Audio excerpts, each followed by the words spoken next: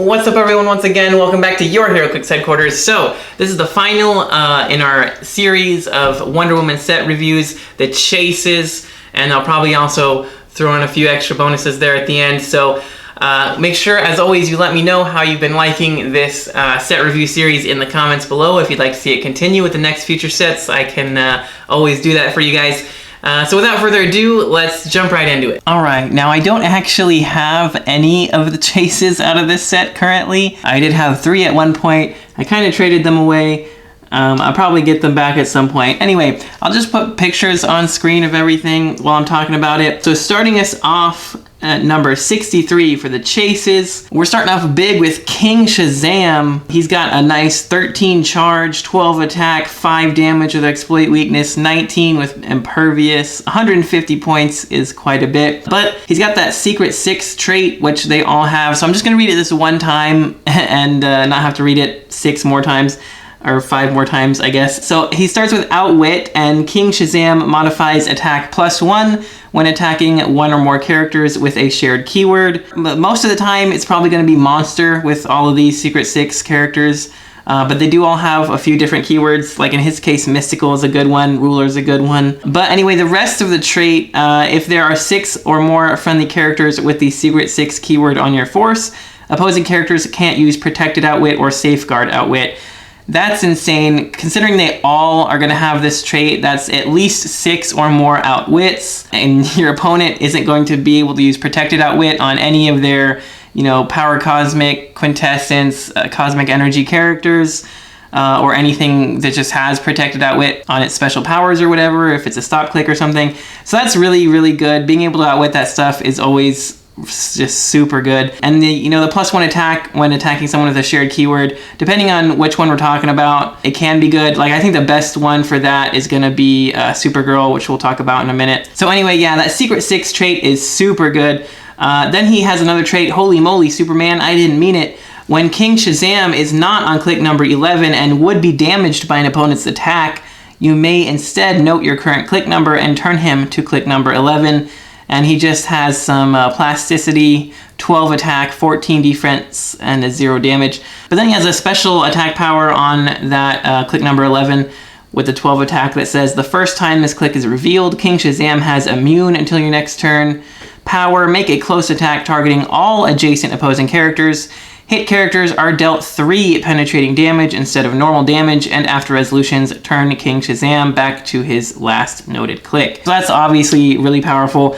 Just the fact that the first time, anytime he's damaged, you can choose to turn him to click number 11, and the first time he turns to click number 11, he's immune, which means he can't be attacked or damaged or targeted by anything. And then you can make an attack with 12 attack that can hit everything all adjacent opposing characters and deal 3 penetrating damage and then turn him back to the noted click. So that's just so powerful. He is a lot of points, 150 is a lot, but I think he's pretty worth it. And the sculpt on this guy, I wish I owned him to show you guys the sculpt in hand. Super good, looks amazing. But then he also does have a 50-point line, where he just starts with Charge Blades, 18 invulnerable, and 3 damage with exploit weakness. Only 4 clicks long, but you get all that good stuff for only 50 points. So I'm kind of surprised we haven't seen a little bit more of him in the meta, but he's not quite as good as the others, which we'll take a look at. And one of those being Scarab. Scarab's the next chase here. He starts off at 75 points, or he also has a 50-point line. And he is nuts. He's the one everybody wants like 2 or 3 of on their Secret 6 teams. So he's got that Secret 6 trait that gives him the Outwit, the +1 attack when attacking shared keyword characters. And, they can't use Protected Outwit as long as there's 6 or more of them. So that's insane. Then he also has another trait here that says free, choose an adjacent character until your next turn. Scarab can use the effect of all equipment equipped to that character. So the crazy thing here is you just equip one character with something like, I've seen a lot of people using the Reality Gem to get Telekinesis and Perplex, mainly the Perplex. And then if you have like 2 or 3 of this guy adjacent to somebody that is equipped with that, they can all take that free action and they all get that effects equipment. So they can all use the Perplex from Reality Gem. So for 10 points, you're getting like 3 or 4 perplexes. It's insane. But then the other crazy thing he does here Scarab can count squares for range and line of fire from unheld objects and opposing equipped characters. When Scarab attacks this way, he deals a maximum of 1 damage. So that's super crazy because that means he can literally attack your opponent in their starting area from all the way across the map. You can literally just throw any standard object, all the way in front of their starting area and then just attack through it. And if they happen to have some equipment or some characters that start the game automatically equipped, then you can attack through them as well. So that's insane. It's just so annoying. He only deals a 1 damage, so if your whole team has toughness, not really that big of a deal. However, if your whole team doesn't have toughness or better, he's gonna just be able to pick off those, little supporting characters. And considering, like I said, people want to have 2 or 3 of these guys so they can all shoot from across the map. They're gonna be shooting for 2 or 3 damage a turn potentially. And when they all have perplexed up their attack, they'll probably be hitting. And it doesn't say that he has to only attack. It just says when he attacks from the objects, he deals 1 damage, but he can count squares for range and line of fire from the objects, so he can actually use his outwit through them. He could use his perplex or his TK from them. Pretty crazy. It's insane what this guy can do. Mystic's team ability, I almost forgot to mention that. Most people are going to be playing him at the 50-point line to start with the telekinesis, but playing him at 75 for the penetrating blast, he might be only dealing 1 damage, but if it's penetrating blast, I think there's some good stuff there too. But I think a lot of people right now are playing mainly like Super Sense, Shape Change kind of stuff, so there's not as much impervious and invincible and that kind of stuff. But yeah, 10 out of 10. This guy's insane. Sculpt looks great too. They all do. But next up is SkyTyrant, and this is the other one that is really making a big impact on the metagame. He's crazy for 100 points, but he's pretty much just as crazy for 50 points. So for 100, he starts off with 12 movement, 12 attack, blades, claws, fangs, 17 with invulnerability, and 3 damage with exploit weakness. But then for 50 points, he's got 11 movement, 11 attack, with Quake, 17 with Energy Shield, and 3 damage with Exploit Weakness. And that special attack power gives him Flurry and Charge, but do not half speed. And when he hits, after resolutions, he can move up to half his speed value using improved movement characters. So that's super crazy because, he can charge Flurry, and then he can move back half his speed value. He can charge 11 squares without having speed, Flurry, with Exploit Weakness, because that's the way it works now, so it'll be penetrating Flurry, and then he can, just get out of there and run 6 squares back in the opposite direction. And his other trait then kicks in, because when he would KO an opposing character, you can give him a reincarnation token, and when he would be KO'd, you can instead remove a reincarnation token and turn him to click number 7. So every time he KOs a character, he gets one of those tokens. Kind of gives him like, a stop click in a sense on that last click of his life. So yeah, super crazy. If he starts killing people, he gets really, really hard to take down because you're gonna have to, kill him 2-3 times. It gets pretty crazy. And if you're teaming him up with the Scarab that we just looked at, they can TK him out, then he can charge 11, Flurry with Exploit, get a quick kill, run back the opposite direction. Maybe the Scarabs already softened something up and just did that 1 damage to get them off their top click or something. It's a really crazy, powerful team. So this guy also, 10 out of 10, just super good. And the next chase we have here is Deathbringer. For 125 points, she's not bad. She's probably the worst of all of the Secret 6 chases, but she's still not bad. Of course, she's got the Secret 6 trait, which is great. She's got special attack power, Incapacitate, and Giant Reach 3, and once per turn, when Deathbringer hits after resolutions, roll a d6 on a 4 through 6, place a hit character adjacent to her, and make a close attack, but only to target that character. It's cool because you can, hit them with Incapacitate, and then bring them in close and actually hit them for some damage. Attacking somebody and dealing damage and kind of displacing them to mess up your opponent's strategy is all really good stuff. And then she has another special on her damage power, which gives her free. If one or more characters with the Secret 6 keyword was hit since your last turn, choose one, and then place Deathbringer adjacent to that character If instead one plus friendly characters with the Secret 6 keyword was KO'd since your last turn, and no other friendly characters have been placed this turn, place her adjacent to an opposing character, then make an attack. So that's pretty nice because you can place her next to somebody that got hit last turn. You know, you could literally keep her in your starting area, you know, have somebody like SkyTyrant charge across the map, and then if he gets hit, she can literally just place herself adjacent to him. That's pretty nice. And if somebody's KO'd, then she basically becomes a Colossal Retaliator and just, you know, attacks them from across the map. So pretty awesome. And so that's a free action, so, you know, she doesn't have like Colossal Indifference or anything, so she can make a regular attack.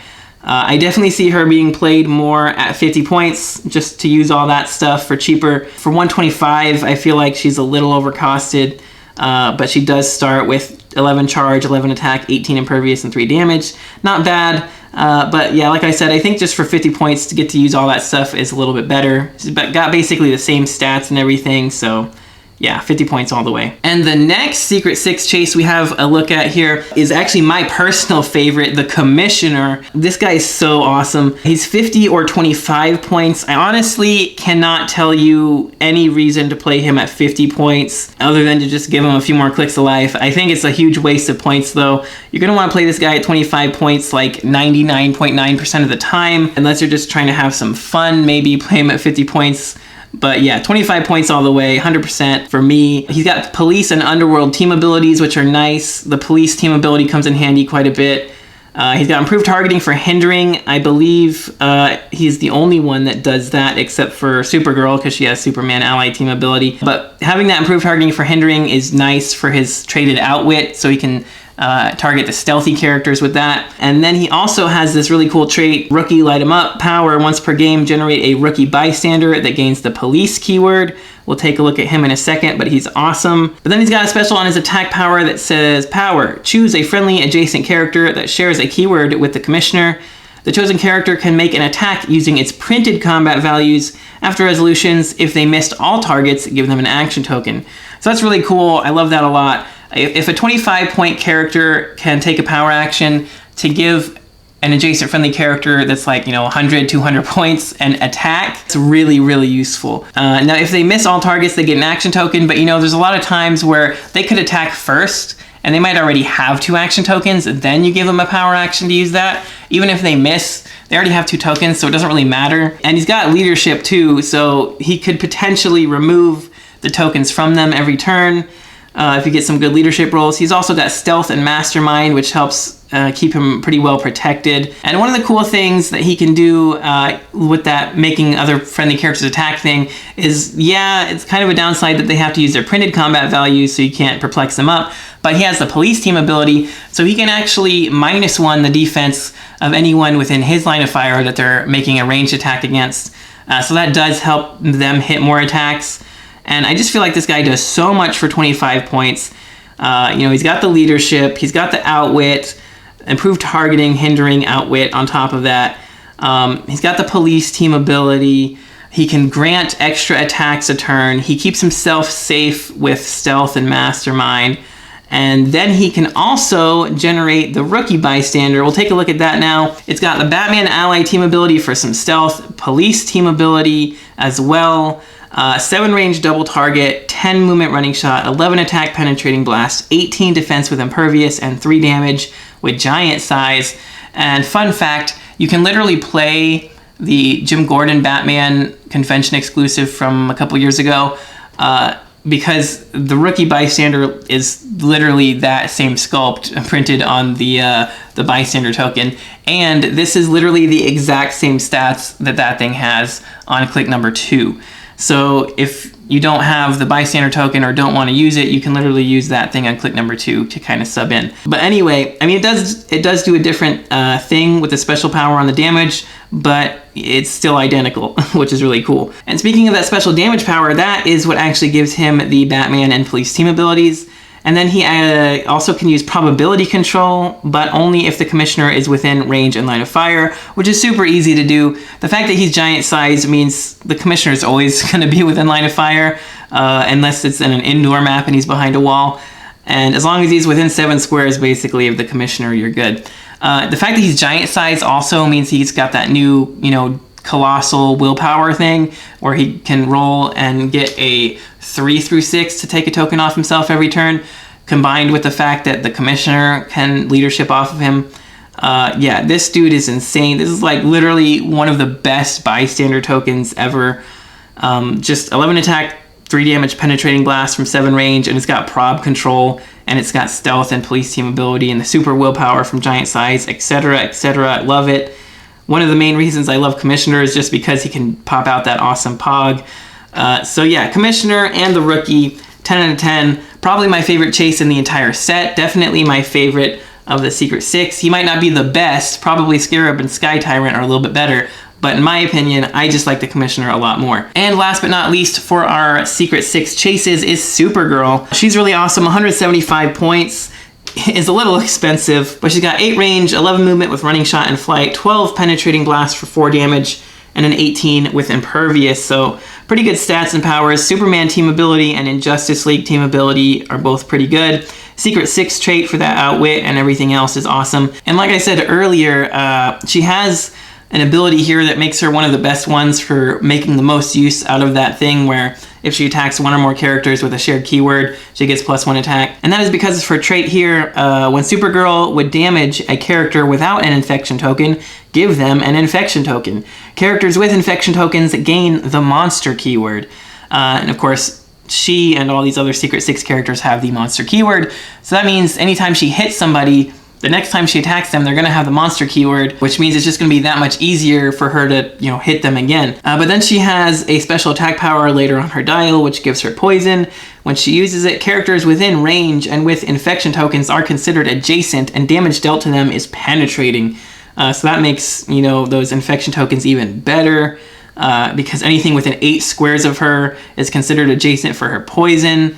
And it becomes penetrating at that point, which is nuts. Now taking a look at her lower dial for 75 points, I'd probably play this one 9 times out of 10. She's got running shot with energy explosion, 17 invulnerability, and 4 damage still with an 11 attack. Now this is good because starting off with the energy explosion means she has the ability to hit more characters potentially at a time, spread out more infection tokens, and then when she does take a hit, she'll get to that poison thing quicker. And sidestep, impervious, and close combat expert with the poison is really good. Makes her a really good close attacker. And if you've made a couple attacks and got a couple energy explosions out to get some infection tokens out there, she's going to be poisoning a lot of characters potentially. So she's not bad. I like her better at 75 than 175. I'll say that much. For 175, she's not bad. I do like the 12 attack penetrating blast, but yeah, I think 75 is better. Yeah, I do like Supergirl a lot. She's pretty cool, and I do want to try and team her up with somebody like Blade from Captain America and the Avengers, because every time he attacks somebody with monster keyword, they can't use defense powers, so I think she'd be a fun combo with him on like a monster team. But anyway, moving on next, we start off with the second chase set, and that's the Lantern chases with Sinestro, and he's not bad. All of these Lantern chases are 50 points, which is pretty crazy to me. I feel like they should have been like, 100/50 or something. I don't know. Sinestro here has Sidestep with 11 attack penetrating blast, 18 with super senses, and 3 damage with his special damage power.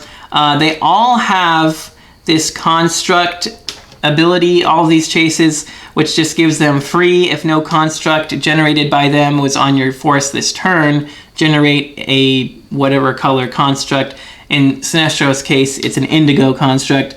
Now his special damage power there says close combat expert, free, choose one, heal an adjacent character 1 click, or knock back a character within range and line of fire 1 square in a direction of your choice. That would be really awesome if, we still had knockback damage. But even without that, that's actually not bad.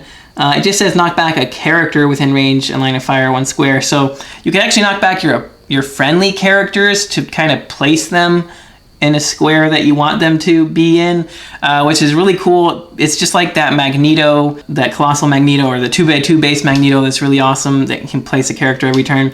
Or just free Heroclix. is really nice too. And so having sidestep with penetrating blast and also close combat expert gives him good potential for range or close combat. We'll take a quick look at his stop sign. It has 6 movement, 10 attack, 18 defense with barrier, and 2 damage. And I'll take a second here to just read out the constructs. All the constructs have this exact same trait, which is immediately KO this construct if it is not within 6 squares of the character that generated it. Constructs do not block line of fire or require opposing characters to break away, and opposing characters don't stop moving when they become adjacent to a construct. Constructs can't be chosen from Mastermind or have their combat values modified. That was actually errated. Now it says constructs can't have their combat values modified by other characters, because there's a couple constructs in here that have things that modify their own combat values, like energy shield deflection and close combat expert or something like that.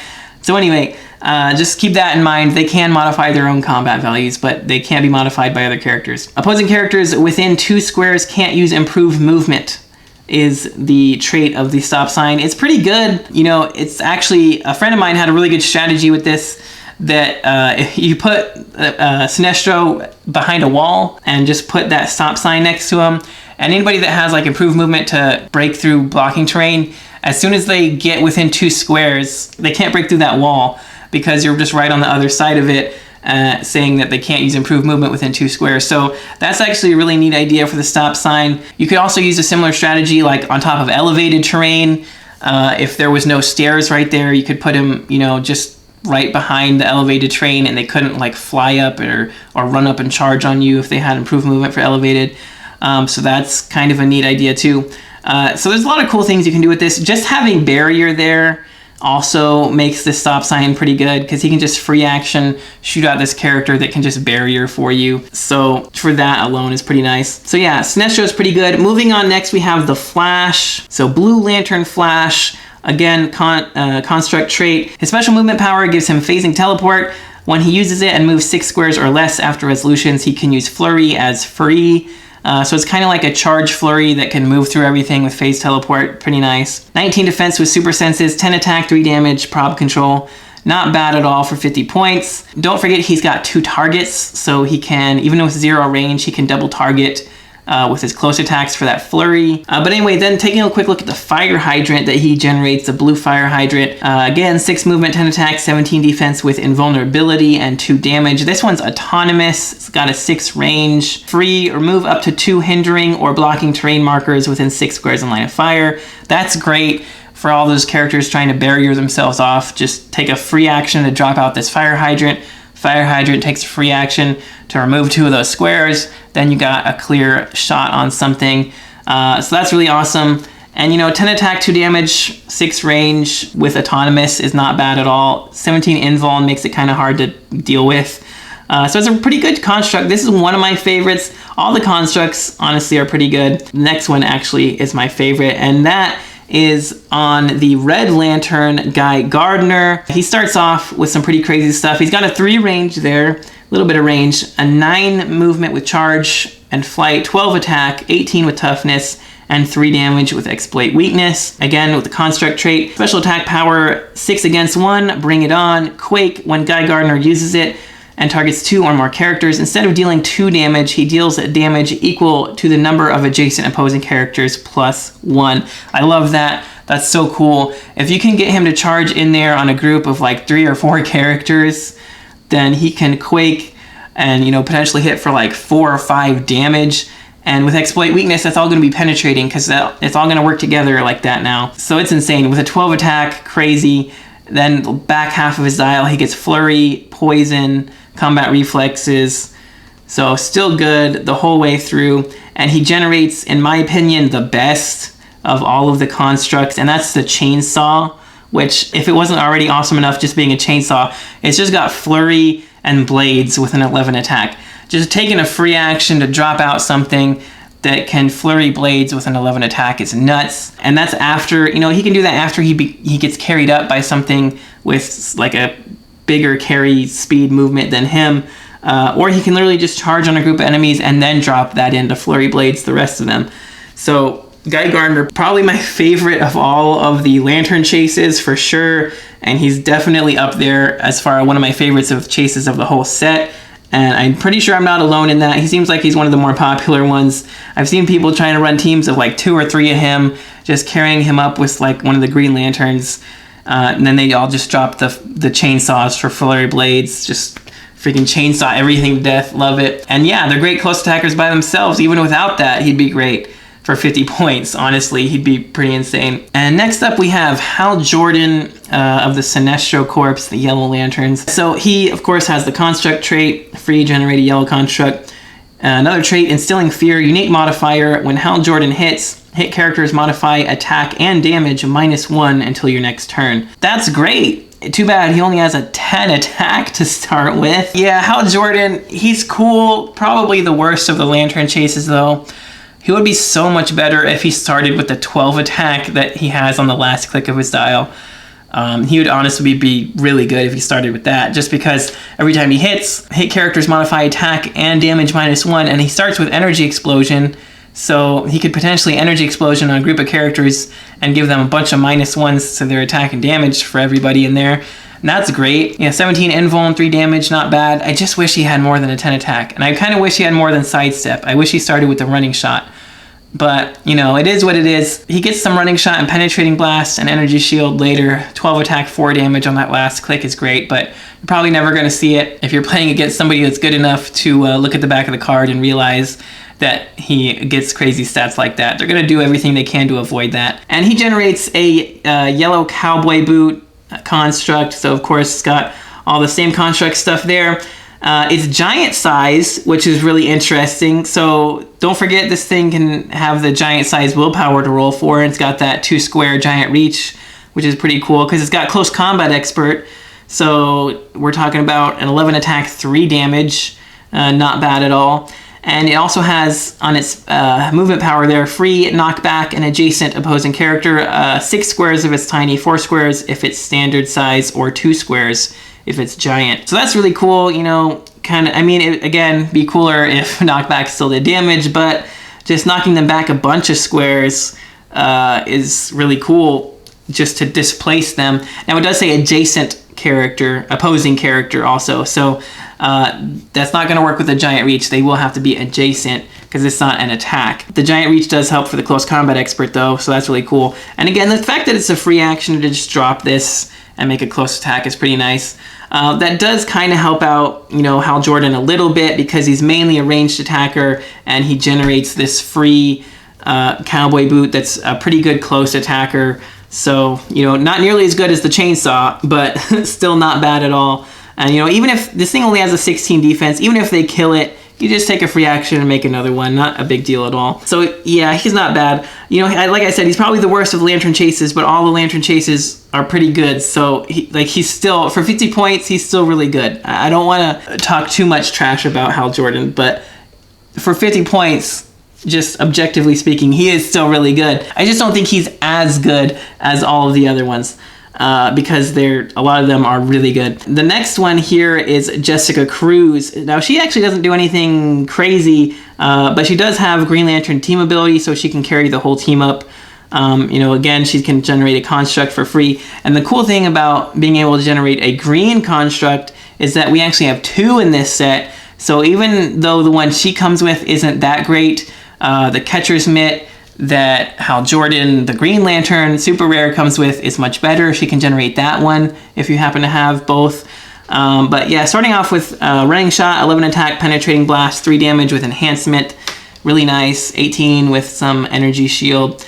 Yeah, I like her a little bit better just because you can carry the whole team. She can enhance people, and she starts with running shot, penetrating blast, which is one of my favorite, you know, combos there. And we'll take a quick look at her green construct, the Spotlight, which just has, you know, pretty much 0 all of its stats, 16 with energy shield, sidestep. It is autonomous, which would be nice, but it doesn't have any movement, so it can't actually move around. I didn't see if they errated that. I don't think they did. I mean, it can sidestep, which is free, and it can use Shining a Light, which is free, so honestly, it doesn't need to be autonomous, but it is what it is. So, Shining a Light, free, improve targeting, hindering. Choose an opposing character within 6 squares in line of fire.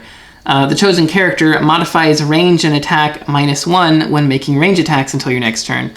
That's not bad. You know, minusing 1 attack and range could help out, especially if they've got like a sniper character hidden somewhere. You can just kind of move her up, drop this spotlight. It can sidestep over and hit him with that spotlight, which, you know, will make it harder to hit you. Personally, I think the Catcher's Mitt is much better for a green construct because it just gives everybody energy shield deflection, which is just going to be better than minusing 1 the attack and range on 1 character at a time. When I first read this, I thought it was going to say something like free, improved targeting, hindering, you know, choose an opposing character within 6 squares. They can't use stealth this turn. That would have been nice. Honestly, I would have preferred something like that over just the -1 attack for range. But, you know, it's still it's not bad for what it is. It's just that I think the other green construct is better at doing what it does in a sense, which is kind of keeping your stuff safe from ranged attacks. But all in all, Jessica Cruz herself is great, and because she has the option to generate a different green construct, I think that makes her just that much better, and her stats are great the whole way through her dial. She gets some charged blades there at the end, which is fitting because she's got an axe in her hand on the sculpt. But yeah, I love Green Lanterns, and since there's also a chip Green Lantern squirrel in this set that can generate green construct, it's kind of nice to try and get both, and I hope we get more constructs soon. But we also have one more, last but not least, of course, Wonder Woman. We need to have a Star Sapphire Wonder Woman. Considering this is the Wonder Woman set, it just makes sense. And she's going to start off with a charge, 11 attack blade, 17 impervious, and 3 damage with exploit weakness, and a 6 range. Again, 50 points, 11 attack the whole dial, and 3 damage the whole dial. Pretty nice, really solid stats. Zamaron's attack, unique modifier. When friendly characters within 4 squares attack a single opposing character, they modify attack +1 for each action token on their target. Now this is actually really good if you consider the fact that you could combo this with, you know, like the shifting focus Wonder Womans. You know, we took a look at that rare Wonder Woman. She got the lasso. She can running shot, incapacitate, you know, a bunch of people. Then she can use the lasso as a free action to incapacitate again and hit everybody adjacent to the targets. So she could potentially give like a whole team 2 action tokens. And then that Wonder Woman also, the shifting focus one also has, you know, opposing characters within 4 squares get -1 defense for every action token on them.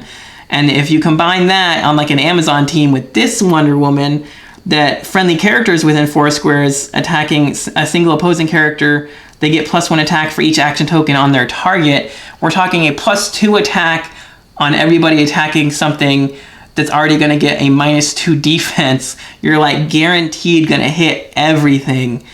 So I think an Amazon team trying to make use of that kind of shenanigans would be just super hard to deal with. Even if you have one of like the Amazon, you know, just generics with like a 10 attack, attacking something with even like a 19 defense, if it's going to get -2 from shifting focus Wonder Woman down to a 17, and then the Amazon's going to get +2 attack from this Wonder Woman from the 2 action tokens on the target, we're talking a 12 attack on a 17. That's only needing a 5 to hit instead of needing a 9 to hit. That is just insane kind of stuff happening right there. And I didn't even get into what her construct does, because her construct is also a lasso, and it has a special attack power, rounding them up, incapacitate. When lasso uses it, each opposing character adjacent to the original targets also become targets. So just like the shifting focus Wonder Woman can use that lasso's incapacitate, this one does basically the same thing. Within 4 squares, it can incapacitate and target everything adjacent to the original target. And considering this Wonder Woman can drop that out as a free action, and then this thing is also autonomous, meaning it won't count against your action total, I think that's pretty insane. So comboing those 2 Wonder Womans and a bunch of Amazons, I think is going to be crazy. Or, you know, it doesn't even have to be Amazons. You could just throw them on any team, really. All right, and that's it for all of the chases in Wonder Woman. They're all insanely good for the points, honestly. There's a few that aren't as good, but for the points, like I said, still really good. They just kind of pale in comparison to the craziness of some of the other ones in the set. But this is a full set review, so I think now, since we have a little bit of time left, the only time to talk about this last figure here, the number 100 Wonder Woman out of the Play at Home kit, also comes with this pretty map. I talked about her a little bit in my unboxing video, but we'll go over her again real quick just because this is a full set review. I don't want to miss any characters. So she's got the Amazon, Justice League, Justice Society, and Warrior keywords. She's got this awesome trait, once per game, free, generate an invisible jet bystander. We'll take a look at that in a second. Champion of Themyscira, Wonder Woman may start the game with any Wonder Woman equipment equipped. Free, remove an equipped Wonder Woman equipment equipped to Wonder Woman from the game, and don't score it if you do equip her with any other Wonder Woman equipment from outside the game. At first glance, I felt that that was really unnecessary because all of the Wonder Woman equipment says the exact same thing. But then I actually realized that because she has a free action to be able to do that, and the equipment itself has a free action to be able to do that, you could actually swap out equipment twice per turn with this Wonder Woman, which I think is just a really cool thing. Like, it's kind of like the shifting focus Wonder Woman's, like, you know, you could shift from one Wonder Woman to the other, and when you do that, you could shift equipment, and then you could also, you know, use the equipment's ability to shift. But without being a shifting focus Wonder Woman, she can just take a free action to switch to any equipment she wants, and then if you wanted to switch again, you could use the equipment's ability to swap them around. So I think it's really cool how all this Wonder Woman equipment has just all these different uses and can kind of swap in and out at will with all these different Wonder Womans. Is really, really cool in my opinion. But yeah, so she's mainly here just for the invisible jet. Now she does have the JSA and Wonder Woman team abilities that gives her kind of like a defend team ability there, and also super senses on a 6, which is really nice, except for on her last couple clicks there, she gets a +1 to her super sense roll, which is awesome. Now she does have the JSA team ability. I'll just show you the sculpt really quickly. Oops.